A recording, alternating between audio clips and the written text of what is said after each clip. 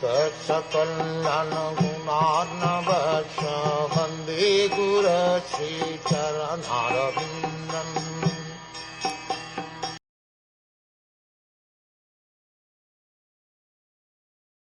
Maitreya continued, "My dear Vidur, in spite of the requests of all the members of the sacrificial assembly, Daksha, in great anger, cursed Lord Shiva and then left the assembly and went back to his home.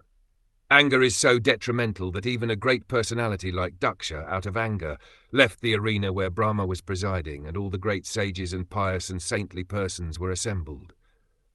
All of them requested him not to leave, but infuriated he left, thinking that the auspicious place was not fit for him. Puffed up by his exalted position, he thought that no one was greater than he in argument. It appears that all the members of the assembly, including Lord Brahma, requested him not to be angry and leave their company, but in spite of all these requests, he left. That is the effect of cruel anger.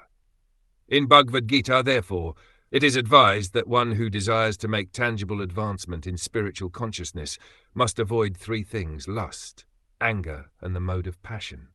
Actually, we can see that lust, anger, and passion make a man crazy, even though he be as great as Daksha. The very name Daksha suggests that he was expert in all material activities, but still, because of his aversion towards such a saintly personality as Shiva, he was attacked by these three enemies: anger, lust, and passion. Lord Caitanya therefore advised that one be very careful not to offend Vaishnavas. He compared offences toward a Vaishnav to a mad elephant. As a mad elephant can do anything horrible, so when a person offends a Vaishnav, he can perform any abominable action.